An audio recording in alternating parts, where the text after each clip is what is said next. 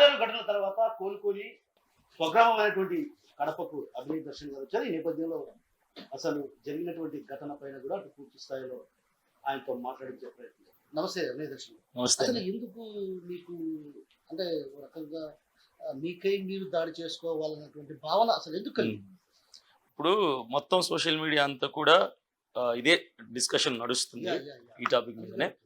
So నేను నిన్న jail నుంచి, నర్సీపట్నం జైలు నుంచి విడుదలైన తర్వాత ప్రెస్ వాళ్ళు వచ్చినప్పుడు, కొన్ని ఛానల్స్ వచ్చినప్పుడు నేను అక్కడ కొంతవరకు క్లారిటీ ఇచ్చాను. అంటే నన్ను రిమాండ్ చేయడానికి, జైలుకి పంపించడానికి ఏ సెక్షన్స్ పెట్టాను, అసలు దాడికి సంబంధించిన సెక్షన్స్ నా మీద ఏవి పెట్టలేదు. ఇది తప్పుడు కేసులు పెట్టి, తప్పుడు సెక్షన్స్ పెట్టి మతపరమైన ప్రచారాలు చేసి మత విద్వేషాలు రెచ్చగొట్టడానికే రాజకీయం పేరుతో పాడేరు నియోజకవర్గంలో ప్రవేశించి అమాయకులను, గిరిజనులు మోసం చేస్తారన్నటువంటి తప్పుడు సెక్షన్లు పెట్టి నన్ను జైలుకి పంపించారని క్లియర్గా చదివాను. నేను మరలా చదువుతాను ఒకసారి ఈ సెక్షన్స్ అన్ని కూడా. ఈ సెక్షన్స్ అన్నీ కూడా ప్రజలు వినండి క్లియర్గా నేను చదువుతాను. మీరు చాట్‌జీపీటీలో సెర్చ్ చేస్తే ఈ సెక్షన్స్ దేనికి సంబంధించిన సెక్షన్స్ అని మీకు అర్థమవుతాయి. ఇది నేను తయారు చేసింది కాదు, మరలా ఇది కూడా నేనే తయారు చేశానని కూడా అనుకోవచ్చు మీరు. ఇది పోలీస్ డిపార్ట్మెంట్ వాళ్ళు ఇచ్చినటువంటి కేస్ పేపర్స్ ఇవి. నేను చదువుతాను ఈ సెక్షన్స్, ఒకసారి మీరు వినండి. ఎందుకంటే ఇప్పటి వరకు క్రైస్తవ సమాజానికి కానీ, మీడియా వాళ్ళకి కానీ ఒక క్లారిటీ లేదు, కన్ఫ్యూజన్ స్టేటస్లో ఉన్నారు. నేను బయటికి వచ్చి నిన్న మాట్లాడే వరకు దాడికి సంబంధించి నేను జైలుకి వెళ్ళాలనుకుంటున్నారు తప్ప మతపరమైన దాని మీద వెళ్ళానని తెలియదు. నిన్న నేను మాట్లాడాక కొంతవరకు క్లారిటీ వచ్చింది. నేను అందుకే మళ్ళీ పూర్తి క్లారిటీ ఇస్తాను. నా మీద పెట్టిన సెక్షన్స్ నన్ను జైలుకి పంపించడానికి 189 clause 3, 196 clause 2, 299, 302, 353 clause 1, 3 clause 5, 308 clause 7, 61 clause 2 ఈ సెక్షన్స్ అన్ని పెట్టి నన్ను రిమాండ్కి పంపించారు, అంటే జైలుకి పంపించారు. ఇవన్నీ కూడా మతపరమైనవే. నేను ఎక్కడ మత ప్రచారం చేయలేదు. దీనికి ప్రజలే సాక్షులు. ఆ గ్రామాల్లో ఎవరు కూడా మత ప్రచారం చేసే ఒక్క సాక్ష్యం కూడా పోలీసులు కానీ ఎవరు కానీ తీసుకురాలేదు. ఎందుకంటే నేను మత ప్రచారం చేయను. నేను కంప్లీట్గా ఒక రాజకీయ నాయకుడిగా ఒక ప్రజా సమస్యల్ని వెలుపలికి తీసి ప్రభుత్వం దృష్టికి తీసుకెళ్ళటానికి నేను వెళ్ళానే తప్ప నేను ఒక క్రైస్తవుడిగా సమాజంలో అడుగుపెట్టలే. ఒక పాలిటీషియన్గా ప్రజల శ్రేయస్సు కోరి అడుగుపెట్టా. సో మతానికి సంబంధించి నేను ఎక్కడ చేయలేదు. కాబట్టి ఇవన్నీ కూడా రాంగ్ అలిగేషన్స్, తప్పుడు కేసులు పెట్టారు. అన్ని కూడా మతపరమైనటువంటి వాటి ఇప్పుడు దాడికి సంబంధించిన ఒక్క సెక్షన్ ఇక్కడ లేదు. ఒకవేళ నేనే చేసుకున్నాను అని అంటే కూడా మరి దానికి సంబంధించిన అంటే 420 పెట్టాలి, చీటింగ్ కేసు అది. మరి అది పెట్టలేదే. సో ఇది క్లారిటీ. ఇది కేసు ఫైల్ చేయటానికి ఇంకొకటి నేను చదువుతున్నాను మ్యాటర్. ఇది date 19th at above 9:30 hours the de facto complainant Gabulangi Haribabu, sarpanch of Mondigadda panchayati. నేను పాదయాత్ర చేసింది మొండిగడ్డ పంచాయతీలో. 11 గ్రామాల్లో తిరిగాను. 11 గ్రామాల సమస్యల్ని ప్రభుత్వం దృష్టికి తీసుకెళ్ళాను. ఇది అందరికీ తెలుసు. ఈ మొండిగడ్డ పంచాయతీకి సంబంధించిన సర్పంచ్ హరిబాబు అనే అతను ఎవరైతే ఉన్నాడో అతన్ని కూడా నేను మాట్లాడడం జరిగింది మైక్లో, ప్రసంగాల్లో. సర్పంచ్ గారు ఏం చేస్తున్నారు ఈ సమస్యలు పట్టించుకోకుండా అని. సో నా మీద ఆయన కాస్త గ్రడ్జ్ పెట్టుకున్నాడు. ఈ అవకాశం దొరకటంతో పోలీసులని ఈయన సంప్రదించాడా, పోలీసులు ఈయనని సంప్రదించారు మనకు తెలియదు. మొత్తానికి కంప్లైంట్ ఇచ్చింది మొండిగడ్డ పంచాయతీ సర్పంచ్ అయినటువంటి హరిబాబు అన్న అతను. ఈ కంప్లైంట్ రైజ్ చేశాడు నా మీద. ఈ కంప్లైంట్ ఏమని ఇచ్చాడంటే, appeared before the show GK వీధి police station and lodged a written report stating that A12A8 ఇది వినండి, accused 1 to accused 8 along with associates were residing at Neeru Totapalam village under the guise of religious propagation and political activity. A1 నుంచి A8 వరకు అంటే 8 మంది ఎవరైతే మా నిందితులు ఉన్నామో అందరం కూడా నీరు తోటపాలెంలో కొద్ది రోజులుగా ఉంటూ అక్కడ రిలీజియస్ ప్రాపగేషన్ చేశామంట. పొలిటికల్ పేర్లతో, రాజకీయపరమైన పేర్లతో మేము పోయి మతపరమైనటువంటి విద్వేషాలని రెచ్చగొట్టామని చెప్పి ఇది కేసు. అది the complainant alleged that the accused persons were moving in surrounding tribal villages including Kondapalli, Kottavada, Gudivada nearby hamlets collecting money in the name of Christianity. ఎవరు డబ్బులు కలెక్ట్ చేశాం, మతపరమైనటువంటి చిచ్చు పెడుతూ గ్రామాల్లోకి వెళ్ళి ప్రజల్లోకి వెళ్ళి భయపెట్టి భయభ్రాంతులను చేసి వాళ్ళ దగ్గర డబ్బులు వసూలు చేశాము. ఎవరు? అక్యూజ్డ్ 1 నుంచి అక్యూజ్డ్ 8 వరకు మేము 8 మంది కూడా నీరుతోటపాలెంలో ఉంటూ చుట్టుపక్కల గ్రామాలకు వెళ్ళి ఆ గ్రామాల్లో జనాల దగ్గర డబ్బులు వసూలు చేసాం భయపెట్టి. క్రిస్టియానిటీ పేరు మీద ఇది తప్పుడు మతం పేరిట డబ్బులు వసూలు చేసాం. మేకింగ్ ప్రొవకేటివ్ స్పీచెస్ అంటే రెచ్చగొట్టే ప్రసంగాలు చేస్తూ, insulting beliefs of other religions అంటే ఇతరుల మతాలని కించపరిచే విధమైన ప్రసంగాలు చేస్తూ, వ్యాఖ్యలు చేస్తూ, spreading rumours and creating hatred among different communities, మతాల మధ్య వర్గాల మధ్య చిచ్చులు పెట్టే విధంగా నేను ప్రసంగాలు చేసి వ్యాఖ్యలు చేసి disturbing communal harmony and public peace in the tribal area, గిరిజనుల ప్రాంతాల్లో నేను చిచ్చు పెట్టాను. ఇది కేసు. నేను అది చెప్తాను, నేను క్లారిటీ ఇస్తాను. దీని మీద నన్ను అరెస్ట్ చేశారు. ఇష్యూ ఏంటి? అసలు జరిగింది ఏంటి? అదే చెప్తా. జరిగిందేంటి? దాడి. ఎవరి మీద దాడి? అభినయ్ దర్శన్ మీద దాడి, నా మీద దాడి. ఈ దాడిలో ఆర్థిక నష్టం, ఆస్తి నష్టం, ప్రాణ నష్టం, ఆరోగ్య నష్టం, పరువు నష్టం, 5 నష్టాలు జరిగింది. ఎవరికి అంటే అభినయ్ దర్శన్కి కారు పోయింది, కారు నష్టం, ఆర్థిక నష్టం. రెండోది ఆరోగ్య నష్టం, గాయాలైంది నాకే. గాయాలైంది యాక్టింగ్ కాదు, ఎవడో కోడి రక్తము కాకి రక్తం అంటున్నాడు. ఇప్పటికీ నాకు లెఫ్ట్ థై మీద స్టిచెస్ ఉన్నాయి, అవి ఇంకా తీయలేదు. చేతికి గాయాలున్నాయి, కడుపుకి గాయాలున్నాయి, రైట్ సైడ్ తొడకు గాయాలున్నాయి, ఇక్కడ ఇంక గాయాలున్నాయి. ఇవన్నీ గాయాలు నిజం, దాడి నిజం, కారద్దాలు పగిలిపోయింది నిజం, నేను హాస్పిటల్కి తీసుకెళ్ళింది నిజం, అక్కడ జనాలు ఏడ్చింది నిజం, ట్రీట్మెంట్ జరిగింది నిజం, ఆ నొప్పి భరించింది కూడా నిజం, ఇప్పటికీ జైలుకు పోయి బయటకు వచ్చింది నిజం. ఇవన్నీ నిజాలే, ఇందులో ఎక్కడ యాక్టింగ్ లేదు. ఇది వెరీ క్లియర్. ఇప్పటికి నా ఒంటి మీద గాయాలు ఉన్నాయి, దానికి సంబంధించిన గుర్తులు కూడా ఉన్నాయి, దానికి సంబంధించిన కుట్లు కూడా ఇంకా తీల. ఇవన్నీ నిజాలే. సో ఇక్కడ బాధితుడు ఎవరు అంటే అభినయ్ దర్శన్. నష్టం అయింది ఎవరికి? అభినయ్ దర్శన్కి. ఆరోగ్యం పోయింది ఎవరికి? అభినయ్ దర్శన్కి. జైలుకి వెళ్ళింది ఎవరు? అభినయ్ దర్శన్. ఇక్కడ టోటల్ కాన్సన్ట్రేషన్ దేని మీదకి వెళ్ళింది? దాడి జరిగింది. ఇప్పుడు ప్రజలు కానీ, డిపార్ట్మెంట్ వాళ్ళు కానీ, మీకులాగా విలేకరులు కానీ, క్రైస్తవ సమాజం కానీ ఈ దాడి బయట వాళ్ళు చేశారా, అభినయ్ దర్శన్తో ఉన్న వాళ్ళే చేసుకున్నారా అన్నది ప్రజెంట్ ఇష్యూ. నేనేమంటానంటే దాడి జరిగినప్పుడు ఈ దాడికి సంబంధించిన సెక్షన్లు కానీ, దాడికి సంబంధించిన ఇష్యూ కానీ రైజ్ చేయకుండా ఈ మతానికి సంబంధించినవి తప్పుడు అలిగేషన్స్ కేసు ఎందుకు ఫైల్ చేశారు? ఇది నా ప్రశ్న. నేను అది క్లారిటీ ఇస్తాను, మీకై మీరు క్లారిటీ తీసుకోకూడదు. నేను చెప్పిన తర్వాత ఇప్పుడు బిర్యానీ నా ముందుంది, చూసి మీరు వెళ్ళిపోయారు. అభినయ్ దర్శన్ బిర్యానీ తిన్నాడని మీరు చెప్పకూడదు. ముందు బిర్యానీ ఉంది, తిన్నాడో లేదో నాకు తెలియదని చెప్పాలి. ఉంది కాబట్టి తినుంటాడు, అది మీ ఇమాజినేషన్. ఇప్పుడు మీరు మాట్లాడేది కూడా ఇమాజినేషన్. దాడి చేసుకున్నాడు, ఇమాజినేషన్. మీరు దాడి చేసుకున్నాడు అన్నప్పుడు ప్రూఫ్ కావాలి నాకు, ఓకేనా? ఇప్పుడు నేనేమంటానంటే బాధితుడిని నేను, దాడి జరిగింది ఎక్కడ, ఎవరు చేశారు, దీనికి నేను చెప్తా. ఆల్రెడీ కేసు ఫైల్ అయింది, కోర్టులో వాదోపవాదాలు జరుగుతున్నాయి. రేపు నేను వాయిదాకి వెళ్ళాలి నర్సీపట్నం కోర్టులో. దాడి చేసింది బయట వాళ్ళు చేశారు. కంప్లీట్గా నేను వెరీ క్లియర్గా చెప్తున్నా, ఐఎమ్ వెరీ క్లియర్. దాడి అటాక్ అనేది నాకు బయట వాళ్ళ నుంచి జరిగింది. I'm very clearly telling in front of the camera, in front of media, attacked by some other persons. Some other persons నా మీద అటాక్ చేశారు. ఎందుకంటే అభినయ్ దర్శన్ పిచ్చోడు కాదు. ఎందుకంటే నేను ఒక హార్ట్ పేషెంట్ అయి ఉండి నేను ప్రతిరోజు ఆస్ప్రిన్ 75 mg టాబ్లెట్ వేసుకుంటాను. హార్ట్ పేషెంట్స్ కానీ, షుగర్ పేషెంట్స్ కానీ, డయాబెటిక్ ఎవరు ఉంటే వాళ్ళకి తెలుస్తుంది. ఆస్ప్రిన్ అనే టాబ్లెట్ ఏంటంటే బ్లడ్ థిన్నర్ టాబ్లెట్ అంటారు దాన్ని, అంటే రక్తాన్ని పల్చం చేసే టాబ్లెట్. నాలాంటి ఈ టాబ్లెట్ వాడే వాళ్ళకి చిన్న దోమ కరిస్తే కూడా బ్లడ్ ఆగదు, ఇలా పట్టుకుంటే ఒక 2 minutes అప్పుడు ఆగుతుంది, దోమ కరిస్తే కూడా. ఇది మా బాడీ తత్వం. నేనే కాదు, ఆస్ప్రిన్ టాబ్లెట్ వేసుకున్న అందరి బాడీ తత్వం అట్లా ఉంటుంది. ఇప్పుడు పాలెం అనేటువంటి ఒక గ్రామం చాలా అడవి ప్రాంతంలో, మారుమూల ప్రాంతంలో ఉంటుంది. నియర్ బై హాస్పిటల్స్ ఉండవు, మెయిన్లీ హాస్పిటల్స్ ఉండవు అక్కడ. ఎమర్జెన్సీ ట్రీట్మెంట్ కూడా చేయడానికి అందుబాటులో ఉండదు. ఇప్పుడు అలాంటి పరిస్థితుల్లో, అలాంటి గ్రామంలో, కుగ్రామంలో నేను హార్ట్ పేషెంట్ అని తెలిసి, నాకు రక్తం ఆగదని తెలిసి ఈ దాడి నేను చేయించుకోవడానికి, అంటే ప్రాణంకి తెగించి దాడి చేయించుకుంటే నాకేమొస్తుంది? అంటే మీరు ఒక అభినవ అంబేద్కర్ కావాలనో, సరే, అంబేద్కర్ కావాలనో, నెహ్రూ కావాలనో, మహాత్మా గాంధీ కావాలనో, లేదంటే ఖర్చు పెట్టు నోటు మీద నా ఫోటో రావాలనో, ఏదైనా కానీ నేను బతికుండాలి కదా. ఇప్పుడు దాడి హైవే మీద చేసుకున్నాను అనుకో, నేను ఒకటి చెప్తానండి, హైవే మీద చేసుకున్నాను అనుకో సర్రమని హాస్పిటల్కి వెళ్ళిపోవచ్చు, అరగంటలో వెళ్ళిపోతాం 50 కిలోమీటర్లైనా. రోడ్లు సరిగా లేని ప్రాంతంలో, అడవి ప్రాంతంలో, కనీసం హాస్పిటల్ ఫస్ట్ ఎయిడ్ చేయడానికి వసతి లేని ప్రాంతంలో దాడిని ఎందుకు ప్లాన్ చేసుకుంటాను? ప్లాన్ చేసుకునేవన్నీ అయితే పర్ఫెక్ట్గా ప్లాన్ చేస్తా.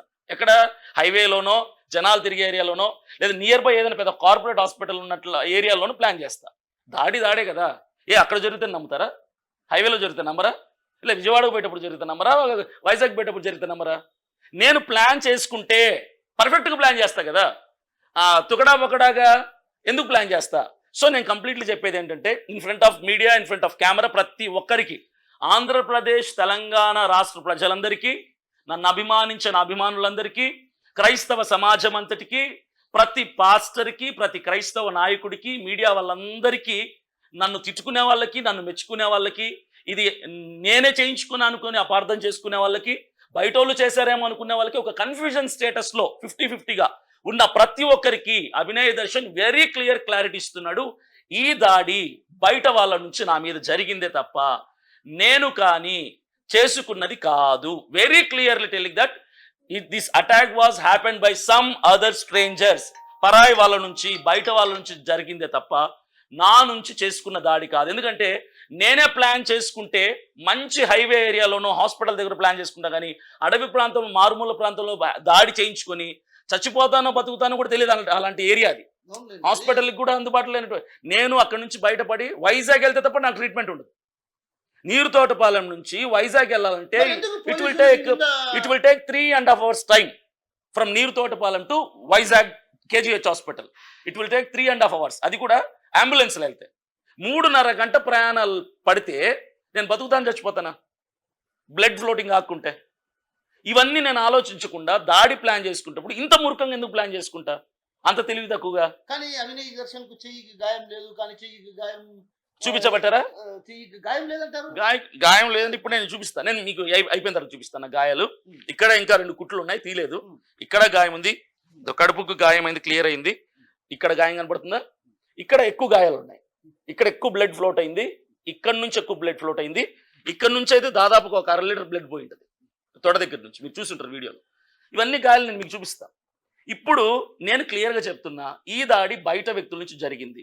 నేనే కనుక చేసుకోవాలనుకుంటుంటే, నా ప్లాన్ అయి ఉంటే, పక్కాగా ఇంకా ప్రీ ప్లాన్డ్గా మంచి హైవే ఏరియాలో, జనాలు ఎక్కువ తిరిగే ఏరియాలో, అసలు దొరకలేనటువంటి ప్రాంతంలో చేసి ఉంటాను. నేను as a cinema director, as a cinema ఆర్టిస్ట్గా నేను ఇంకా మంచిగా ప్లాన్ చేసి ఉంటాను. నేను ప్లాన్ చేయలేదు కాబట్టే అడవిలో జరిగింది అంటున్నాను. సరే అభినయ్ దర్శన్ గారు, మీరు అనేది ఓకే, దాన్ని నేను కాదంటాను. కొంత ఏదైతే దీనికి ఒక ప్రీ ప్లాన్ డ్రామా జరిగింది అభినయ్ దర్శన్ అంటున్నారు, దీని వెనక కూడా మరో కీలకమైనటువంటి వ్యక్తులు కూడా ఉండొచ్చు అనేది కొంత అనుమానాలు వ్యక్తం అవుతున్నాయి. అసలు ఈ అంటే మీరు అన్నట్లు నా పైన దాడి జరిగిందని మీరు అంటున్నారు.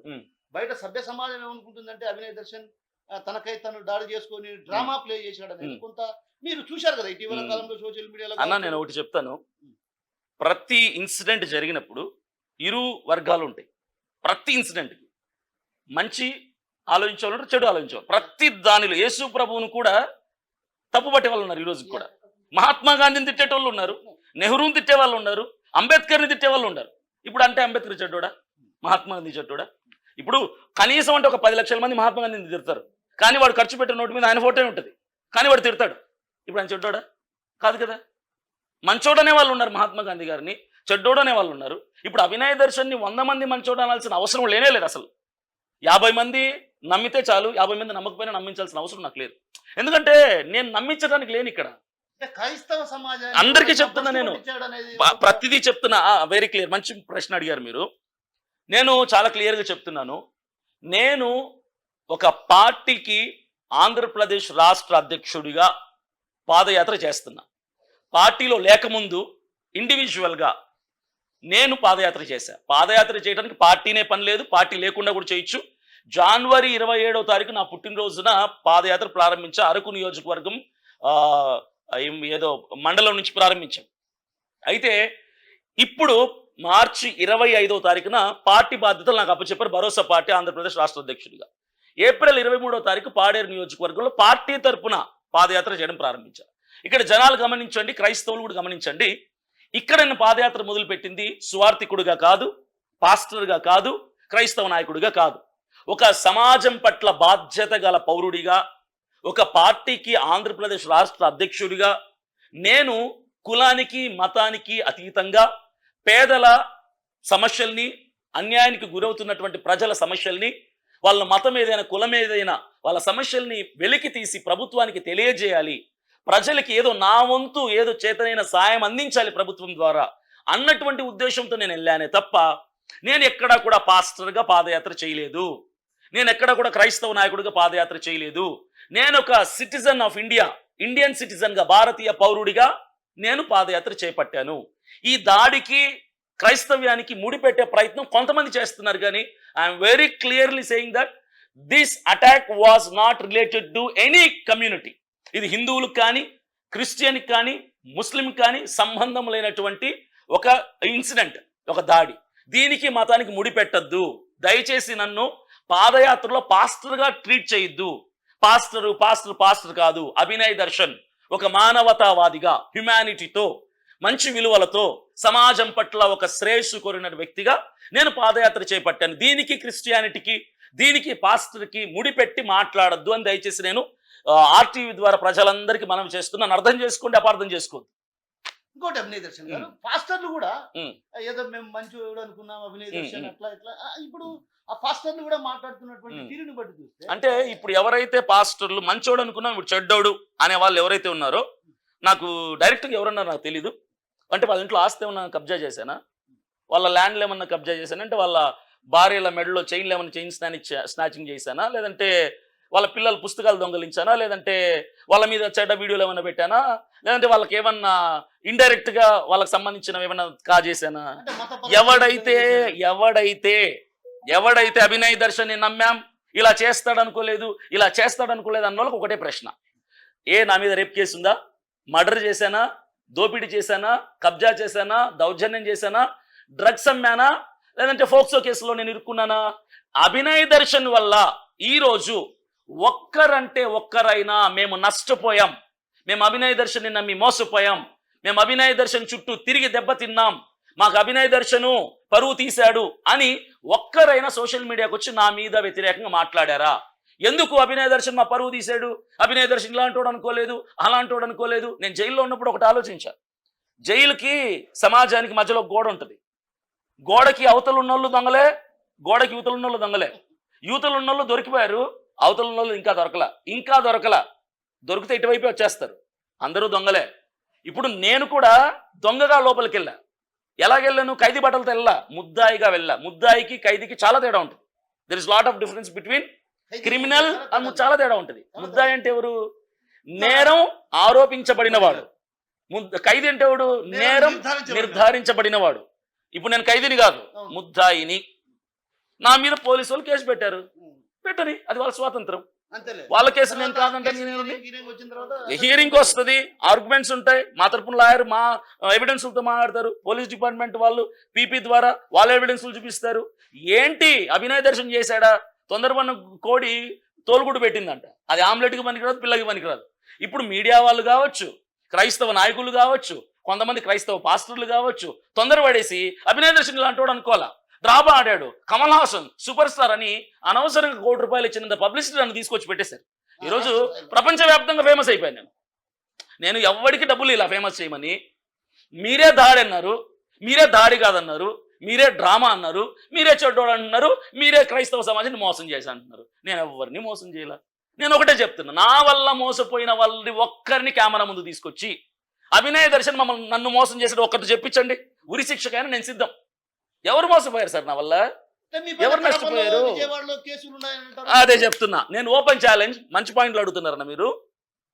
ఆర్టీవీ ద్వారా మీడియా మిత్రులందరినీ నేను గౌరవిస్తాను, మీ మీద నాకు ఎలాంటి కోపం లేదు.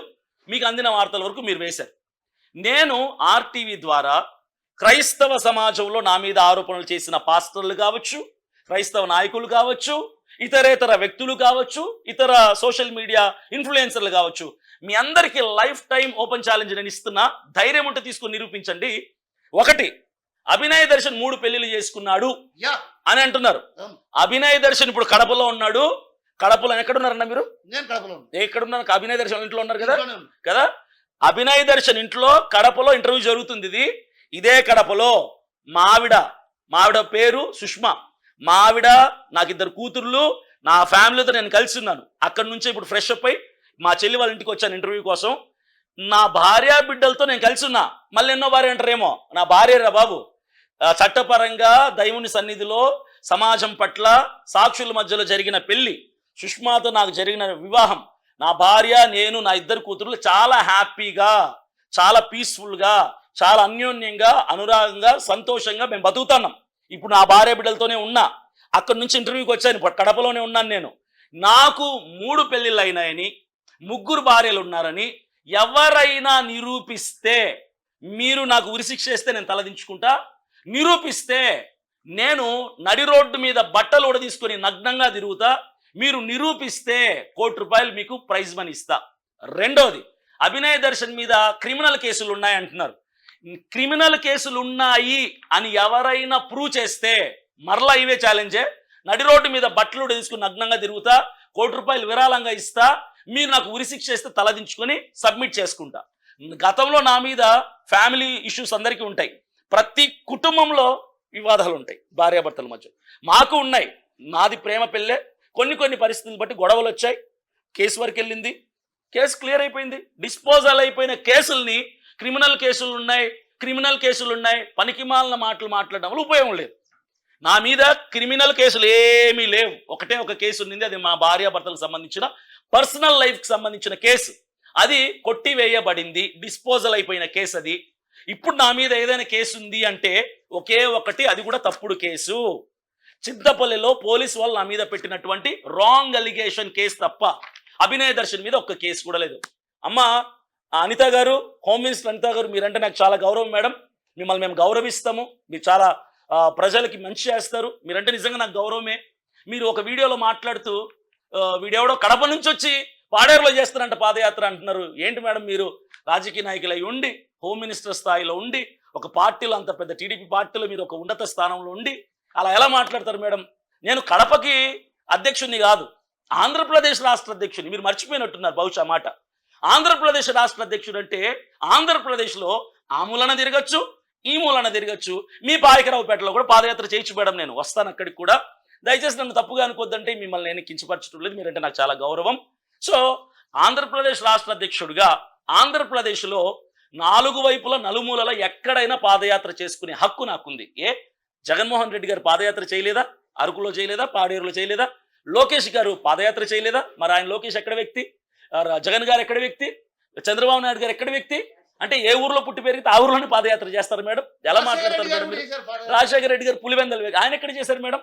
ఒక ఆంధ్రప్రదేశ్ రాష్ట్ర అధ్యక్షుడు అయినప్పుడు ఆంధ్రప్రదేశ్లో ఎక్కడైనా పాదయాత్ర చేయొచ్చు. మీరు అలా మాట్లాడడం సబబు కాదు మేడం. అర్థం చేసుకోండి. మీకు తెలియకపోతే అర్థం చేసుకోండి. రెండవది, వీడెవడో క్రిమినల్ కేసులు ఉన్నాయి వీడి మీద. క్రిమినల్ కేసులు లేవు మేడం నా మీద. నిరూపించండి. మీరే కదా పోలీస్ డిపార్ట్మెంట్కి అంత పెద్ద. నా మీద క్రిమినల్ కేసులు ఏమంటే ప్రూవ్ చేయండి. ఇప్పుడే నన్ను ఉరి తీయండి. నేను రెడీగా ఉన్న, సిద్ధంగా ఉన్నాను. సో ఓపెన్ ఛాలెంజ్ అందరికి కూడా. 3 పెళ్లిళ్ళని నిరూపించినోడికి 3 భార్యలను నిరూపించారు. ఎవరిని తీసుకొచ్చి పరిచయం చేయండి రా. 3వ భార్య ఎవరో నాకే తెలీదు. పరిచయం చేయండి. ఏ ఊర్లో ఉందో? ఏదో శ్రీకాకుళంలో ఒక భార్యట, ఇంకొక విజయవాడలో ఒక భార్య, కడపలో ఒక భార్య, ఇంకో భార్య హైదరాబాద్లో ఒక భార్య. చెప్పండి ఎన్ని భార్యలు చెప్తారో. మరి వాళ్ళు తీసుకొచ్చి పరిచయం చేయొచ్చు కదా నాకన్నా కనీసం. నాకు పరిచయం లేని వాళ్ళని మీడియాలో చెప్పడం, నాకు తీసుకొచ్చి పరిచయం చేస్తే పరిచయం చేసుకుంటాను కదా. ఇవన్నీ అనవసరమైన వాదనలు ఎందుకు? ఇప్పుడు నా ఫోటో పెట్టుకుంటే వ్యూస్ ఎక్కువ వస్తాయి, ఏదో 5,000 10,000 డబ్బులు వస్తాయని చెప్పి నా మీద రాళ్ళేసే ప్రయత్నం చేసి ఈరోజు నన్ను ఏం చేశారు? అందరు కలిసి ప్రపంచవ్యాప్తంగా అభినయ్ దర్శన్ బ్రాండ్ చేశారు. పేరైతే వచ్చింది కదా. తప్పుడు అలిగేషన్ల వలన నేను ఓపెన్ ఛాలెంజ్ చేస్తున్నా. 3 పెళ్లిళ్ళని నిరూపించండి. నా మీద పాత కేసులు ఉన్నాయని నిరూపించండి. నేను అన్నిటికీ సిద్ధం. అంటే మీరు డిస్పోజల్ అన్నారు. డిస్పోజల్ కేసు, అదే భార్యాభర్తలకు సంబంధించిన డిస్పోజల్ కేసు అన్నారు. అవును. ఇప్పుడు ఆవిడతో నేను కలిసి ఉన్నాను. నా భార్య బిడ్డలతో హ్యాపీగా కలిసి ఉన్నాను. నేను ఓపెన్ గా చెప్తున్నాను. నేను మా ఆవిడతో, పిల్లలతో హ్యాపీగా, we are well happy, we are well settled, we are so happy. Abhinay Darshan cine field లో నుంచి ఎందుకు ఒక్కసారిగా పాస్టర్ గా రావాల్సి వచ్చింది అన్న? పర్సనల్ లైఫ్లో చాలా ఉంటాయి. నేను సినీ ఫీల్డ్లో ఉన్నప్పుడు డ్రగ్స్కి తన లైఫ్ స్పాయిల్ చేసుకున్నాను కాబట్టి వాటన్నిటిని విడిచిపెట్టి బ్రతుకుని మార్చుకొని దేవుని సేవలకు రావాల్సి వచ్చింది. మా డాడీ సేవకుడు. చిన్నప్పటి నుంచి అదే అనుభవంలో పెరిగాను కాబట్టి నేను తెలుసు, మీ మమ్మీ కూడా ఎమ్మెల్యేగా పోటీ చేశారు, నాకు తెలుసు, మీ మమ్మీ తెలుసు, ఓకే. బాగా పరిచయం మీ మమ్మీ. సో కాబట్టి నేను సేవలోకి రావడం జరిగింది. చిన్నప్పటి నుంచి నాకు పరిచయం ఉన్నటువంటి పరిచర్య ఇది. సేవలోకి రావడం జరిగింది. ఇంకోటి చెప్తాం మీ మీడియా ద్వారానే, pastor pastor pastor pastor Abhinay Darshan pastor కానే కాదు. క్లియర్గా చెప్తున్నా, Abhinay Darshan is not at all pastor. I am evangelist. Difference తెలుసుకుంటారు బాబు రాసే ముందు. పాస్టర్ అంటే ఒక చర్చి, అందులో కొంతమంది విశ్వాసులు, వాళ్ళకి తండ్రి స్థానంలో ఉన్నవాడిని పాస్టర్ అంటారు. అంటే సంఘ కాపరి. నాకు చర్చి లేదు, నేను అద్దెకి తీసుకుని ఎక్కడ చర్చి నడిపించడం లేదు, నేను ఎక్కడ కూడా ప్రతి ఆదివారం చర్చిలో వాక్యం చెప్పడం లేదు. నేను పాస్టర్ని, సంఘ కాపరిని కాదు, నాకు ఒక సంఘ బాధ్యత లేదు. నేను స్వార్థికుణ్ణి, ఇంగ్లీష్లో ఎవాంజలిస్ట్ అంటారు, ఇంకా అర్థం కావాలంటే సువిశేష వక్త అంటారు, మీకు అర్థం కావాలంటే. సువార్థికుణ్ణి, సువార్థికుడు అంటే అర్థం ఏంటంటే, ఈరోజు కడపలో సువార్త చెప్పొచ్చు, రేపు ఢిల్లీలో ఎవరైనా ఫోన్ చేసి సార్ మా చర్చిలో వాక్యం చెప్పండి చెప్పడానికి వెళ్ళొచ్చు, రేపు అరకులో ఫోన్ చేసి సార్ మా ఊర్లో మీటింగ్ పెడుతున్నాం రండి సార్ మాట్లాడితే అక్కడ వెళ్ళొచ్చు, నేను ఎక్కడికి పడితే అక్కడ వెళ్ళొచ్చు. రూల్ ఏం లేదు, నాకు ఫ్రీడమ్ ఉంది, ఎక్కడికైనా వెళ్ళి సువార్త చెప్పొచ్చు. నేను సువార్థికుని తప్ప పాస్టర్ని కాదు. I'm evangelist. క్లియర్గా చెప్తున్నా. అవును అభినయ్ దర్శన్ గారు, ఏమనుకోవద్దండి, నేను విషయం అడగాలను. ఇది కుట్ర అనేది మీరు తేల్చి చెప్తున్నారు, కుట్ర కాదు, ఇది నాపై జరిగిన దాడి అంటారు. బట్ ఇక్కడ ఒక చిన్న అంశం తెలుస్తున్నటువంటి అంశం, దీని వెనక ఏదైతే డ్రామా అని అంటున్నటువంటి వ్యక్తులు ఏదైతే తెర వెనక ఇంకా కొంతమంది కీలకమైనటువంటి వ్యక్తులు ఉన్నారు అనేది కొంత వాదన. నిజంగా మీ తెర వెనక ఎవరైనా కీలక వ్యక్తులు ఉన్నారు? ఇప్పుడు ఒకటన్నా డిపార్ట్మెంట్ వాళ్ళకు కూడా కొంత డౌట్ వచ్చింది. అంటే ఆ డౌట్ రావటంలో తప్పేం లేదు, నేను తప్పు పట్టిన ఎవరిని కూడా. ఎందుకంటే నా ఊరేది కడప కదా, నేను పుట్టి పెరిగి చదివి పెళ్లి చేసుకొని కాపురం ఉంటుంది కడపలో, కడప టౌన్లో ప్రకాష్ నగర్లో నేను ఉండేది. పుట్టి పెరిగింది ఇక్కడే, పెళ్లి చేసుకుంది ఇక్కడే, ప్రకాష్ నగర్లో నేను ఉండేది. అంత ఇదే ప్రకాష్ నగర్, కందిపాలెం, ఎరుంపల్లి అంత ఇదే కదా, ఇక్కడే పుట్టి పెరిగినాను నేను. ఇప్పుడు ఇన్సిడెంట్ జరిగిన తర్వాత నేను వచ్చా, యాక్చువల్లీ నేను ఆరాధించా కందిపాలెంలో జాన్ అని. అవును, మా తాత పేరు. అవును. ఆ తర్వాత మీ ఫాదర్, తర్వాత నాకు ఎవరో ఏం చెప్పారంటే వీళ్ళ మదర్ కూడా ఎమ్మెల్యేగా పోటీ చేసింది. అవును అవును అవును, గతంలో ఎగ్జాక్ట్లీ. అప్పుడు నాకు ఆమ్ ఆద్మీ పార్టీలో మెమరీ వచ్చింది, మీ మదర్ వచ్చారు.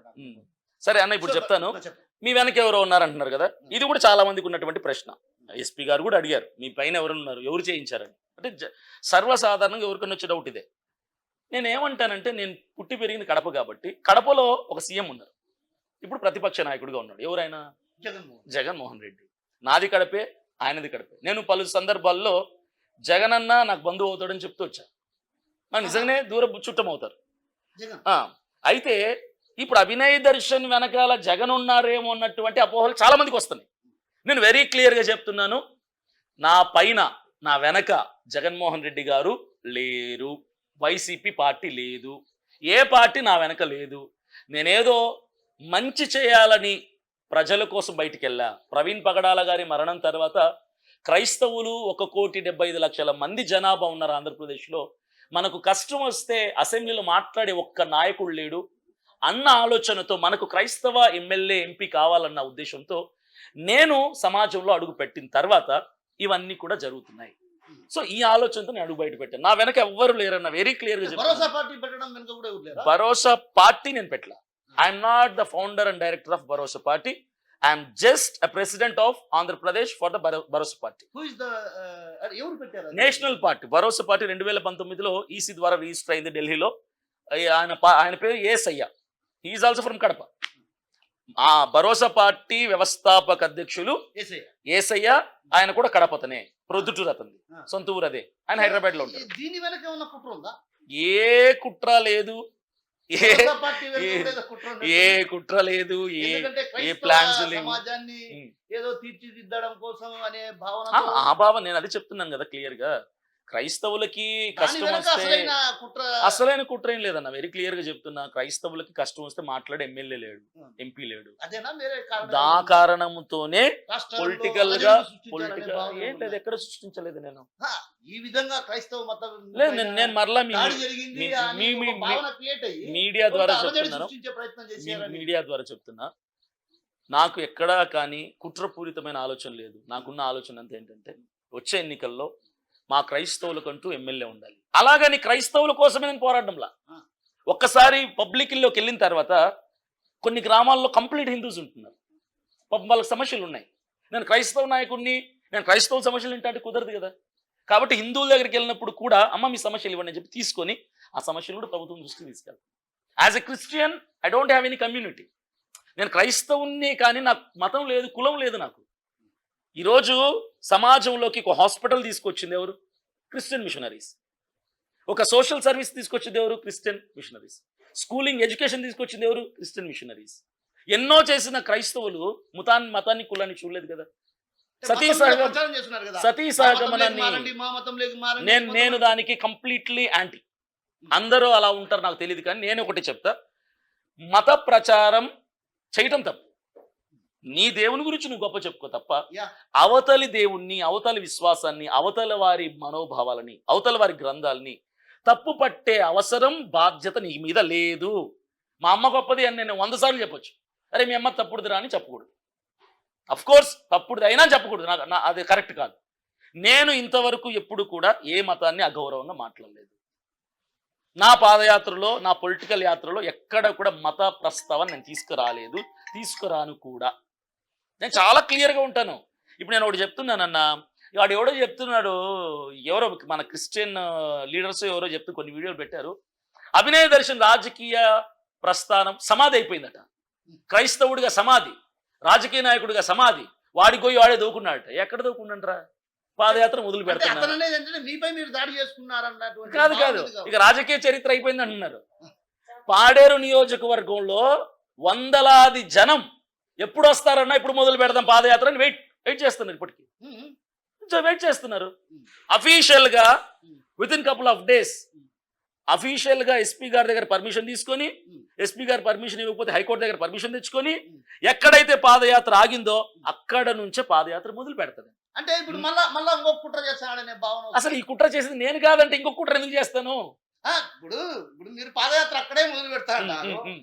మళ్ళీ జనాల్లోకి ఏమో అనిపిస్తుంది అంటే మళ్ళీ ఏదో కుట్ర జరగబోతుంది. ఏ జనము? ప్రవీణ్ పగడాల హత్య జరిగిన తర్వాత నేను ఇప్పుడు అభినయ్ దర్శన్ పై దాడి జరిగితే అది రాష్ట్ర వ్యాప్తంగా కొంత అలజడులు సృష్టించాలి, క్రైస్తవ మతంలో విద్వేషాలు రెచ్చగొట్టాలని నేను ఒకటే చెప్తాను క్లియర్ గా. నేను బతికి సాధించాలనుకుంటున్నా తప్ప చచ్చి సాధించాలనుకోవటం లేదు.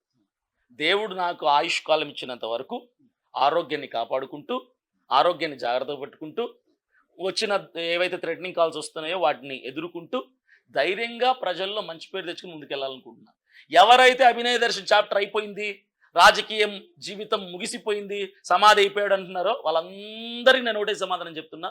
అదే పాడేరు నియోజకవర్గంలో వందలాది మంది జనం నా కోసం నిన్ననే మాట్లాడి అందరితో, మీరు రండన్నా, మొదలు పెడదాం రండన్నా, ఈసారి ఇంకా ఎక్కువ మంది వస్తాం మీతో పాటుగా అని ప్రేమపూర్వకంగా ఆనంద బాష్పాలతో నన్ను వెల్కమ్ చేస్తున్నారు.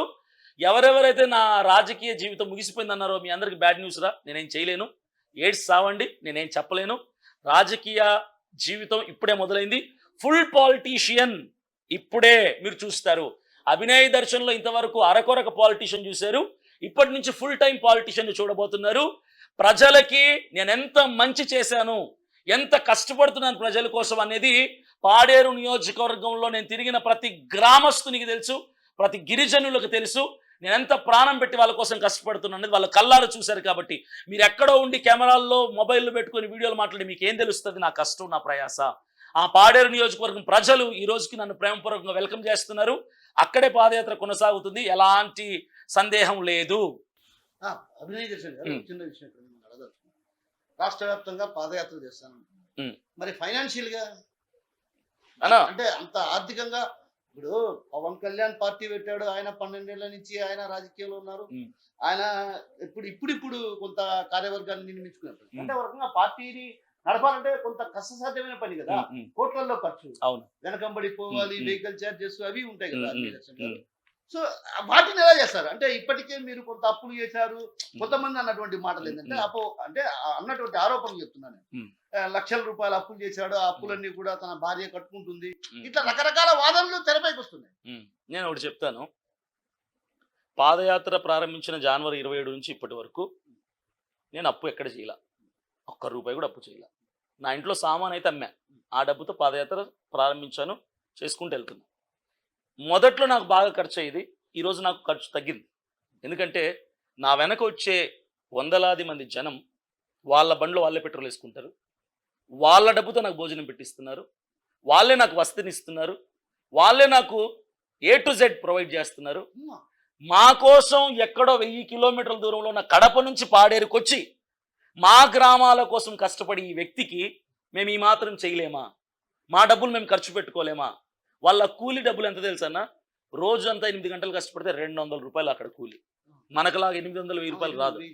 అంత చిన్న జీవితాలు వాళ్ళవి. నా వెనక తిరిగే వాళ్ళు కనీసం నన్ను పెట్రోల్ 100 రూపాయలు డబ్బులు అడగరు. ఒక్క 100 రూపాయలు అడగరు నన్ను. ఎవడెవడో అంటున్నాడు 100 పెట్టి తిప్పుకుంటున్నాడు, మనిషి కొంత ఇస్తున్నాడు. నా దగ్గర లేదు కదా ఇవ్వటానికి. మీరు అన్నారు నా పార్టీనే, నా రాజకీయ ప్రస్థానమే ఎట్లంటే డబ్బు లేని రాజకీయం నాది. నా బలం జనమే, నా బలం జనమే నా ధనం. అది సాధ్యమంటారా? సాధ్యం అవుతుంది కదా ఇప్పుడు. అన్న నేను ఒకటే ఛాలెంజ్ చేస్తాను అందరికీ కూడా, ఎవరైతే క్రిస్టియన్ లీడర్స్ ఉన్నారో, ఎవరైతే క్రిస్టియన్ లీడర్లలో పొలిటికల్ పార్టీలు పెట్టారో, మీకు దమ్ము ధైర్యం సత్తా ఉంటే నేను జనాల్లోకి వెళ్ళి పాదయాత్ర చేస్తున్నట్టుగా నెలలు తరబడి మీరు కూడా చేసి చూపించండి. ఒక్క లక్షలు ఖర్చు పెట్టకుండా, కోట్లు ఖర్చు పెట్టకుండా, ఇల్లు వాకిలు వదిలేసి నెలలు తరబడి 100 మంది జనాన్ని వేసుకొని పాదయాత్ర చేస్తున్నట్టుగా మీలో ఒక్కరు చేసి కనుక చూపించగలిగితే నేను యాక్సెప్ట్ చేస్తాను, మీరు కూడా గొప్ప వాళ్ళే అని. కానీ మీ వల్ల అది కాదు. సవాల్ చేసి చెప్తున్నా, మీ వల్ల అయితే చేసి చూపించండి. డబ్బు లేకుండా రాజకీయం చేయటం ఎలాగని నేను నిరూపిస్తున్నాను. ఇంతవరకు పొలిటికల్ పార్టీలు పెట్టిన వాళ్ళందరూ ఆస్తిపరులు, వ్యాపారవేత్తలు, కోటీశ్వరులు, వాళ్ళ నాన్నలు సీఎంలు, పిఎంలు పార్టీలు పెట్టారు. For the first time in the history, చరిత్రలో మొట్టమొదటిసారిగా రూపాయి పెట్టుబడి లేకుండా రాజకీయ పార్టీలోకి దిగి పాదయాత్ర చేస్తున్న ఏకైక వ్యక్తి అభినయ్ దర్శన్. ఏమీ లేని వాడు రాజకీయం చేస్తే ఎలా ఉంటుందో చరిత్ర సృష్టించబోతున్నా. ఏమీ లేకుండా కేవలం ప్రజలిచ్చే ఆర్థిక సపోర్ట్తోనే ఎమ్మెల్యేలుగా నా తరపు నుంచి మొత్తం 5 మంది అసెంబ్లీలో కూర్చోబోతున్నాం, చరిత్ర సృష్టించబోతాం. మీరు జనమంతా చూస్తారు 3 నెలల్లో. అంటే మరో టీవీకే పార్టీ అవ్వచ్చు, అఫ్ కోర్స్ అనుకోవచ్చు. ఎందుకంటే Vijay Thalapathy is also a Christian, he is also SC candidate, SC Mala candidate. ఆయనను చూసి కాదన్న, ఆయన చూసి పోనీ అనుకున్నాం, తప్పేముంది. ఆయన మంచోడే. ఆయనకి ఫ్యామిలీ అలిగేషన్స్ ఎన్నో వచ్చాయి. పాలిటిక్స్లో ఉన్నప్పుడు, ఎలక్షన్స్కి దగ్గరలో ఉన్నప్పుడే భార్యాభర్తల సమయం ఎన్నో వచ్చాయి. ఆయన ఏమన్నాడు, పర్సనల్ లైఫ్ నాది, ఎన్నో సమస్యలు ఉంటాయి, నేను పబ్లిక్ పర్సన్గా నేనేంటి చూడండి. మీరు నా పర్సనల్ లైఫ్ని పబ్లిక్లోకి లాగద్దు. మీ ఇంట్లో సమస్యలు ఉన్నాయి, నా ఇంట్లో సమస్యలు ఉన్నాయి. నా సమస్యలు నేను చూసుకుంటా, మీ సమస్యలు మీరు చూసుకోండి. నేను సమాజంలో సమస్యలు తీర్చడానికి వచ్చా. మనమందరం కలిసి సమాజాన్ని బాగు చేద్దాం. నా ఇంట్లో సమస్యలు వదిలేయండి అన్నాడు ఆయన. అంటే ఇంట్లో ప్రతి ఒక్కరికి సమస్యలు ఉంటాయన్నా. నా ఇంట్లో ఉంటాయి, ఇంట్లో ఉంటాయి. దేవుని మహాకృపను బట్టి నా ఇంట్లో సమస్యలు సాల్వ్ అయిపోయినాయి. ఈరోజు భార్య బిడ్డలు చక్కగా ఉంటున్నా, సమస్య లేదు నాకు. కానీ ప్రతి కుక్క ఏం మాట్లాడుతుందంటే 3 భార్యలు 4 భార్యలు మాట్లాడుతాను. ప్రతి ఒక్కటి సిగ్గు తెచ్చుకోవాలి ఇప్పటికైనా. అరే భార్య బిడ్డలతో బాగుండి మనము తప్పుడు అలిగేషన్లు చేసి 4 భార్యలు 3 భార్యలు మాట్లాడితే వాళ్ళ మధ్యలో మరలా సమస్యలు వస్తాయేమో అని ఇంకిత జ్ఞానం లేని ప్రతి వెధవ కనీసం అర్థం చేసుకోవాల్సినటువంటి అవసరం ఉంది. టీబీకే పార్టీ పెట్టినటువంటి విజయ్ దళపతి, జోసెఫ్ విజయ్ ఎవరైతే ఉన్నారో ప్రెసెంట్ సీఎం తమిళనాడుకి, ఆయన ₹1 పంచకుండా ప్రజల మనసులను గెలుచుకున్నాడు. మన ఇక్కడ ఏమంటారంటే డబ్బు ఇవ్వకుంటే ఓటేరు, డబ్బు ఇవ్వకుంటే ఓటేరు, డబ్బు ఇవ్వకుంటే ఓటేరు అంటున్నారు కదా. ఈరోజు డబ్బు ఇవ్వకుంటే ఓటేస్తాడని నిరూపించారు జోసెఫ్ విజయ్ సీఎం. నిరూపించారు కదా. ఆంధ్రాలో కూడా జనం మార్పు కోసం చూస్తున్నారు, మంచి నాయకుడు, మంచి నాయకత్వం కోసం చూస్తున్నారు. కాబట్టి ఖచ్చితంగా జనంలో మార్పు వస్తుంది. ఖచ్చితంగా నన్ను, నా తరపున నిలబడి ఎమ్మెల్యేని గెలిపించి అసెంబ్లీకి పంపిస్తారన్నటువంటి ట్రస్ట్, హోప్ నాకుంది. ఖచ్చితంగా మేము ముందుకు వెళ్తాం. ఇంకోటి ఏంటంటే ప్రధానమైన విషయము, ఈ దాడి జరిగింది అన్న దాని గురించి ఇంత చేస్తున్నారే, ఇంతకంటే భయంకరమైన క్రైమ్ ఒకటి ఉంది. నేను చెప్తా, చెప్పండి. మాట్లాడతారు మీడియా వాళ్ళందరూ. మాట్లాడతారు. ప్రజలని అవినీతి పరులను చేసి, లంచగొండులను చేసి, బాధ్యతాపరులైనటువంటి ప్రజలు బాధ్యతగా ఓటేయాల్సిన వాళ్ళని ఓటుకు నోటు పేరుతో లంచగొండులు చేసి కోట్లకు కోట్లు, 40 లక్షల ఎన్నికల్లో ఒక నియోజకవర్గం ఖర్చు పెట్టాల్సిన ఎమ్మెల్యే అభ్యర్థి 100 కోట్లు ఈరోజు ఖర్చు పెట్టి ప్రజల్ని సోమరులు చేసి, లంచగొండులు చేసి, సారా ప్యాకెట్లు, బిర్యానీ ప్యాకెట్లు, నోట్ల కట్టలు పంచి ఓట్లు తీసుకోవడం ఎంత పెద్ద నేరం. దాని గురించి ఎవడు మాట్లాడే? ఈ దాడి గురించి నా మీద ఇంత ఫోకస్ చేస్తున్నారే, ఇదే ప్రజల్ని, ఇదే మీడియా వాళ్ళని, ఇదే క్రైస్తవ సమాజాన్ని, ఆంధ్రప్రదేశ్ రాష్ట్ర ప్రజలందరూ నోటు అడుగుతున్నా. ఎన్నికలు వస్తే కుక్కల్లాగా ఎగబడి ఓట్లకు నోట్లు పంచితే, అరే మన ఇంట్లో ఎన్ని ఓట్లు ఉన్నాయి తీయండి, మా ఇంట్లో 4 ఓట్లు ఉన్నాయి, 10 ఓట్లు ఉన్నాయి, 20 ఓట్లు ఉన్నాయి తీసి కుక్క కాసుకున్నట్టుగా రాజకీయ నాయకుల తరపున, పార్టీల తరపున వచ్చే నాయకుల కోసం ఎదురు చూసి వడ్డీలు వసూలు చేసినట్టు వసూలు చేస్తారు. ఎంత తప్పది? క్రైమా కదా అది. శిక్షించాలని వద్దని. మీరేమో నేరాలు చేయొచ్చు, నేను నేరం చేయకపోయినా నా మీద నేరం వేస్తారా? ఎంత పెద్ద, ఇప్పుడు నేను రాజకీయంగా పాదయాత్ర చేస్తాను, నేను లేవనెత్తుతున్న మెయిన్ కీలక అంశం ఇదే. ఓటుకు నోటు రద్దు అవ్వాలి, డబ్బు తీసుకోకుండా ఓటేయండి. సాధ్యమే. టీవీకే పార్టీ సాధ్యమైందా లేదా తమిళనాడులో? సీఎం అయ్యాడు కదా. ఇది ఆంధ్రప్రదేశ్ అన్న, తమిళనాడు అయితే ఆంధ్రప్రదేశ్ లో ఆ పరిస్థితులు వస్తాయని మీరు అనుకుంటారా? టీవీకే పార్టీని కూడా ఇలాగే అడిగారు మీలాంటి వాళ్ళే, ఓటుకు డబ్బు ఇవ్వకుండా నోటు ఇవ్వకుండా ఓటేస్తారా అని. వేస్తారు అన్నాడు, వేశారు, సీఎం అయ్యాడు. విజయ్ దళపతి ఒక సినీ గ్లామర్ ఉంది, ప్లస్ కొంత నమ్మకం, అంటే ఈ రెండు పార్టీలు చూశారు కాబట్టి ఇంకా టీవీకే పార్టీ చూస్తే అభినయ్ దర్శన్ కూడా మంచి గ్లామర్ ఉంది, మంచి ఏజ్ ఉంది, మంచి పవర్ ఉంది. సినీ ఫీల్డ్ సంబంధం లేదు, గ్లామర్ ఉంది కదా, కట్అవుట్ ఉంది కదా, వాగ్దాటి ఉంది, వాయిస్ ఉంది కదా, జనాల్ని మోటివేట్ చేస్తుంది కదా. ఇప్పుడు పంచాయతీ ఎన్నికలు వస్తున్నాయి 3 నెలల తర్వాత అక్టోబర్ లో. అదే పాడేరు నియోజకవర్గంలో 5 మండలాల నుంచి 5 స్థానాల్లో 25 స్థానాలు నిలబెడుతున్నా. 25 స్థానాల్లో నేను గెలిపించుకోకపోతే నా పేరు అభినయ్ దర్శన్ కాదు, ₹1 పంచకుండా. పార్టీ నుంచి రాదు, ఖచ్చితంగా ఖచ్చితంగా రూపాయి పంచకుండా, మరలా ఛాలెంజ్ చేస్తున్నా, రూపాయి పంచకుండా 25 స్థానాల్లో గెలిపించి చూపిస్తాను, చరిత్ర సృష్టిస్తానని చెప్తున్నా కదా. ఈ రోజు నా మీద తప్పుగా మాట్లాడినా, మంచిగా మాట్లాడినా, ఆరోపణలు వేసినా, నిందలేసినా, వీడు మోసగాడన్నా, ఏదైనా నేను ఒకటి చెప్తున్నా, నేను పాదయాత్ర చేస్తున్న నియోజకవర్గం ప్రజలు నన్ను నమ్మారు, వాళ్ళ మనసులు నేను గెలుచుకున్నా. వచ్చే లోకల్ ఎన్నికల్లో, పంచాయతీ ఎన్నికల్లో మేము పోటీ చేస్తున్నాం 25 స్థానాల్లో. అదే పాడేరు నియోజకవర్గం 25 స్థానాల్లో రూపాయి పంచకుండా ఓటుకి నేను గెలిపించుకోబోతున్నా. ఇది నా సవాల్, ఛాలెంజ్. చివరిగా ఒక విషయం అడుగుతాను. సినీ ఫీల్డ్ లో ఉన్నప్పుడు అమ్మాయిల్ని ట్రాప్ చేసేవాడు, ఒక రకంగా అభినయ్ దర్శన్ క్యారెక్టర్ మంచిది కాదు, అసల్టేషన్ చేస్తున్నటువంటి కనిపిస్తారు. నిజమేనా? సినీ ఫీల్డ్ లో ఉన్నప్పుడు అమ్మాయిలను ట్రాప్ చేశారు, అందంగా ఉంటారని. నిన్ను అమ్మాయిలు ఇదేం తప్ప? నిజం, సీరియస్లీ. అమ్మాయిలు నా చుట్టూ తిరిగాళ్ళు, మరి అట్లే ఉన్నా కదా.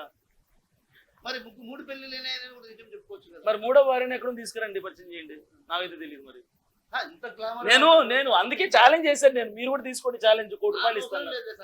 మరి నా భార్య బిడ్డలు చల్లగా ఉన్నారు ఏసీలో, నా భార్య బిడ్డలు చల్లగా ఉన్నారు, మీరు 3 పెళ్లి అంటున్నారు, ఎక్కడున్నాడు తీసుకురండి అంటున్నా. నేను ఇంతకంటే ఛాలెంజ్ చేసినోడు ఎవడు ఉంటాడు చెప్పండి?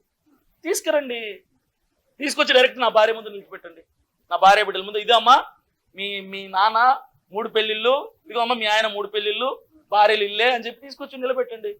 ఆ భార్య బిడ్డలతో ఉన్నా హ్యాపీగా చెప్తున్నా కదా. Open challenge. సినీ ఫీల్డ్ లో ఉన్నప్పుడు నేను ఎవరిని ట్రాప్ చేయలేదు, నా చుట్టూ అమ్మాయిలు తిరిగేవాళ్ళు, నా కారులో తిరిగేవాళ్ళు, వాళ్ళే నన్ను తిప్పుకున్నారు అంతే. మరి నన్ను ఇష్టపడ్డారు, నా మీద ఇష్టంతో. నేను ఎవరు చుట్టూ తిరగలేదు, వాళ్ళు నా మీద ఇష్టంతో అభిమానంతో తిరిగారు సినీ ఫీల్డ్ లో ఉన్నప్పుడు. అది వేరు. సినీ ఫీల్డ్ లో ఉన్నప్పుడు మరి ఎవరు ఎందుకు ఇష్టపడతారో మనకు తెలియదు కదా. వాళ్ళు నన్ను ఇష్టపడ్డారు, నా చుట్టూ తిరిగారు, నేను కాదండి. నా అభిమానాన్ని ఎవరు తోసేస్తారు చెప్పండి? సినీ ఫీల్డ్ లో ఉన్నప్పుడు జరిగింది అది. ఇప్పుడేంటి?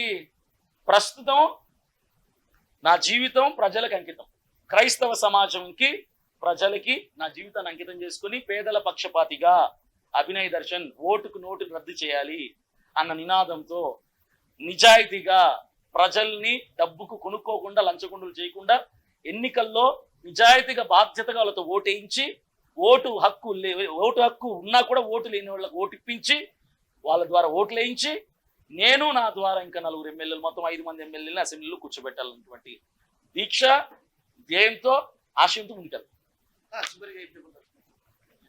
ఒకటే చెప్తున్నాను, ఇతరత్ర అంశాలు కావచ్చు, ఆ తర్వాత జరిగినటువంటి పరిణామాలు, మీడియా స్వయంగా దాడి చేసుకున్నారన్నది కొంత పోలీసులకు ఆధారాలు లభ్యమయ్యాయి కాబట్టి మీడియా ఛానల్స్ కూడా దాన్నే చూపించడం జరిగింది. ఆ తర్వాత మీరేమంటున్నారంటే కేసు అయితే నా మీద దాడి పెట్టినటువంటి కేసు పెట్టలేదు, మతపరమైనటువంటి కేసు పెట్టారంటున్నారు.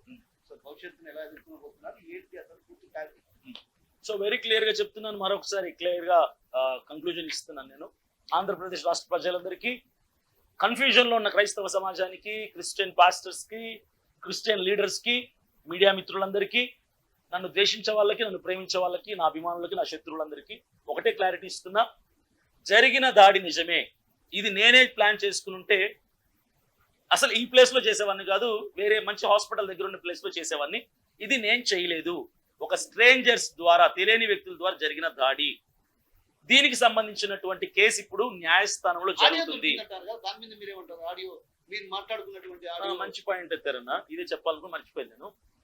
ఆడియో దొరికిందా? ఉందా మీ దగ్గర? ఆడియో ప్లే చేశారు కదా అన్ని ఛానల్. అన్ని ఛానల్ ఎవరిది వాయిస్ అది? అదేనా? మీ ఫ్రెండ్ మీ ఉన్నటువంటి అనుచరులతో. నా అనుచరుల పేరు మీకు తెలుసా? నాకు తెలియదు. ఆ వాయిస్ జరిగిన ఘటన కదా. ఇప్పుడు ఇక్కడ మీ కెమెరామెన్ ఉన్నాడు, ఈయన మాట్లాడతాడు మొబైల్ పట్టుకొని, రే అభినయ్ దర్శన్ కొట్టించడానికి మనం ప్లాన్ చేస్తున్నాం, ఫలానా దగ్గర రా, ఇక్కడ నేను ట్రైనింగ్ ఇస్తా, 2 బీర్ బాటిల్ ఇస్తా, నువ్వు వెళ్ళి అక్కడ కొట్టాలరా, మనం ఎవరికి దొరకకూడదురా, మీ కెమెరామెన్ మాట్లాడతాడు.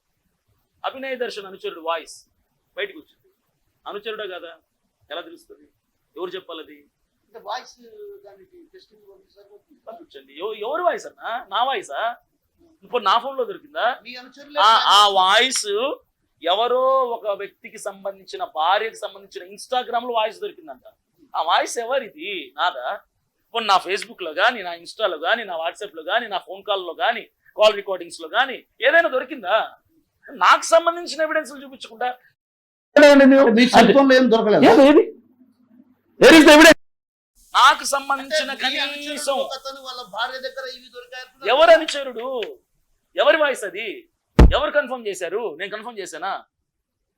ఇప్పుడు మీతో నేను కన్ఫర్మ్ చేస్తున్నానా వాయిస్ నాదని, లేదా నా ఫ్రెండ్ దాన్ని కానీ, నా అనుచరుడు దాన్ని కానీ నేను కన్ఫర్మ్ చేస్తున్నానా? కన్ఫర్మ్ గా నాది కాదు కదా. నా వాయిస్ పట్ల మిమిక్రీ చేస్తాను నేను. మీ అనుచరుడు కూడా కాదు. ఒక రకంగా మీరు సినీ ఆర్టిస్ట్ కాబట్టి మిమిక్రీ కూడా చేయొచ్చు అన్నా. ఒకటన్నా, మీరు ఆయన కెమెరామెన్ కాబట్టి బాహుబలి సినిమా తీస్తాడంటే ఎలా ఉంటుంది? కామెడీ ఉంటుంది కదా. కాబట్టి నేను కూడా అంతే, మిమిక్రీలు చేయాల్సినంత కర్మ నాకు లేదు. నేనే ప్లాన్ చేసుకుని ఉంటే నిజంగా అద్భుతంగా ప్లాన్ చేసి ఉండేవాడిని. నిజంగా నాకు అలాంటి ఆలోచన ఉంటే లేదు కాబట్టి నేను చేయలేను. సో వాయిస్ ఎవరిది? నాది కాదు. క్లారిటీ ఇస్తున్నా, అందరికీ క్లారిటీ ఇస్తున్నా. ఆ వాయిస్ నాది కాదు. నాకు సంబంధించిన కాల్ రికార్డింగ్స్ ఏమీ లేవు, నాకు సంబంధించిన మెసేజ్లు ఏమీ లేవు. అసలు నా ఫోన్లో ఏమీ బయటికి తెలియదు, ఇంతవరకు ప్రూఫ్లు ఏమీ దొరకలేదు నా ఫోన్లో కూడా. ఏదో వాయిస్ రికార్డింగ్ వచ్చింది, ఆ వాయిస్ ఎవరిదో నాకు తెలియదు. అయితే నేను ఒకటే క్లియర్గా చెప్తున్నాను, నేను ఎవరి మీద నేరం వేయటం లేదు. నన్ను అరెస్ట్ చేయడానికి కేవలం మతపరమైనటువంటి కేసులు పెట్టి అరెస్ట్ చేశారు, దాడికి సంబంధించింది కాదు. 420 కేసు పెట్టలేదు. ఈ దాడి నా మీద వేరే వాళ్ళు చేశారని నేను అంటున్నా. పోలీస్ డిపార్ట్మెంట్ వాళ్ళేమో మేమే చేయించుకున్నామని కేసు ఫైల్ చేశారు. సో నిజానిజాలు నిర్ధారణ జరగాల్సింది, నిరూపించబడాల్సింది న్యాయస్థానంలో. నేను పూర్తిగా న్యాయస్థానాన్ని గౌరవిస్తాను, న్యాయస్థానాన్ని నమ్ముతున్నాను. కాబట్టి నా దేవుడు నా పక్షాన ఉన్నాడు, యుద్ధము యెహోవాదే. నా దేవుడు నా పైన తన కృప చూపుతున్నాడు. నా వెనక నా కోసం ప్రార్థనలు చేసే లక్షల కోట్ల మంది క్రైస్తవ జనం ఉన్నారు. న్యాయం జరుగుతుందని, న్యాయమే గెలుస్తుందని, ఈ దాడి వేరే వాళ్ళే చేశారని నిరూపించబడుతుంది కోర్టులో. జడ్జిమెంట్ వరకు వెయిట్ చేద్దాం. నిజం తెలియాలంటే అప్పటి వరకు వెయిట్ చేయండి. తొందరపడి ఏవేవో రాసేశారు, మీరు ఏవి రాసినా నాకు అభ్యంతరం లేదు, అందులో నిజం లేదు కాబట్టి నాకు ఎలాంటి భయము లేదు. పాడేరు నియోజకవర్గం ప్రజలు నన్ను మనసులో పెట్టుకున్నారు, ఇప్పటికీ నన్ను ప్రేమగా ఆహ్వానిస్తున్నారు. కాబట్టి మీరు నన్ను తప్పుగా అనుకుంటే నాకు నష్టం లేదు, మంచిగా అనుకున్నంత మాత్రం నాకు లాభము లేదు. నన్ను ప్రేమించే వాళ్ళందరికీ ఒకటే చెప్తున్నాను, దయచేసి తప్పుగా అర్థం చేసుకోవద్దండి. ఈ దాడి వెనక ఉన్నది ఎవరు అన్నది కోర్టులో తేలుతుంది, అంతవరకు వెయిట్ చేద్దాం. Thank you so much. So మొత్తం మీద తనపై వస్తున్నటువంటి ఆరోపణలపై అభినయ్ దర్శన్ క్లారిటీ ఇచ్చారు. 3 పిల్లల వ్యవహారం కావచ్చు, తనపై ఉన్నటువంటి క్రిమినల్ కేసులు ఏవైతే ఉన్నాయో వాటిని ఎవరైతే నిరూపిస్తే ₹1 లెక్కించి వారు ఏ శిక్ష వేస్తే ఆ శిక్ష నేను సిద్ధంగా ఉంది. మరోవైపు ఏదైతే తిరిగి పాడేరు నియోజకవర్గంలోనే తన పాదయాత్ర ప్రారంభించబోతున్నా అక్కడున్నటువంటి 25 స్థానాల్లో కూడా భరోసా పార్టీ తరఫున గెలిపించి చూపుతా, పైసా ఖర్చు లేకుండా అక్కడ రాజకీయాలంటూ ఏమిటో చూపించబోతున్నా. ఏదైతే తనపై జరిగినటువంటి దాడి కావచ్చు, ఆ దాడిలో తనను తానే దాడి చేసుకున్నటువంటి ఆరోపణలు వ్యక్తమవుతున్న నేపథ్యం, కానీ తనపై పెట్టిన కేసులు మాత్రం వేరుగా ఉన్నాయి. మతపరమైనటువంటి కేసులు పెట్టి నన్ను జైలుకు ఉంటారు. న్యాయస్థానం ముందు ఖచ్చితంగా నిజాలు నిరూపించబడతాయి. అప్పుడు అభినయ్ దర్శన్ ఏంటో బయటపడే అవకాశం ఉంటుందంటూ కూడా మనతో పాటు అభినయ్ దర్శన్ కెమెరా పర్సన్ రాముతో షోర్ RTV కడప నుంచి.